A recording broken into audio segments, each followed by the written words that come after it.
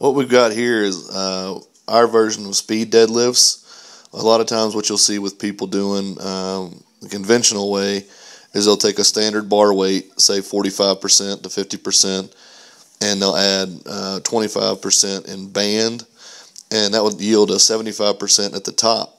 But what we found was that a lot of us were using the bands like a Smith machine and being able to torque against them and keep the bar in line. So what we did was we subtracted 10% from the top weight, in that case 75%, and we use straight weight. So this is 65% of our meat pulls, and you can see the way we do them. It's as fast as possible. This is to increase our work capacity and make it more of a conditioning move as well as a strength move.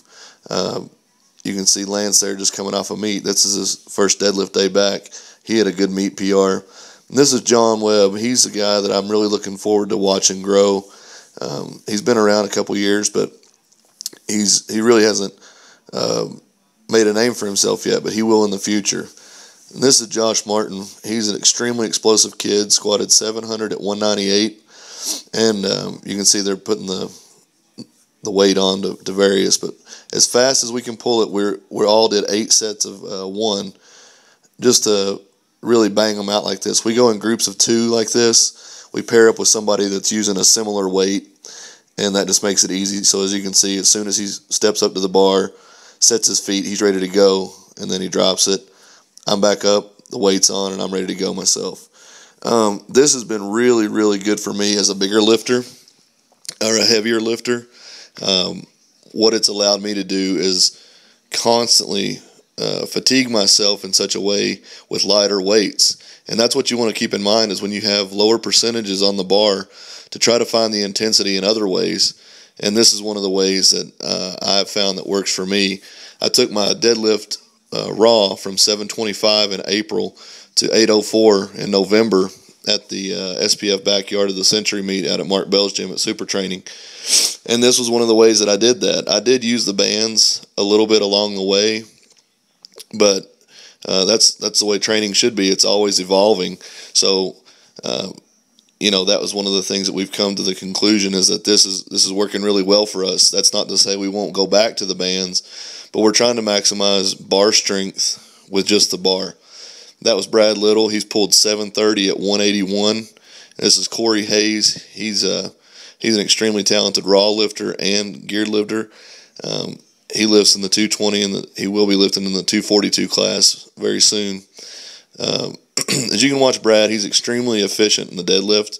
This is his best lift by a long shot, but he's built extremely well to pull big weights, and Brad just maximizes all of his technique and his gear, and he uses it really, really well. And the reason that these guys are getting in their gear on their speed is because we don't use the gear. We don't use the gear as much on our heavier work. We stick to the full gear on the speed work, so we can get our timing down. We can get our technique down with lighter weight without having to strain through and get out of position.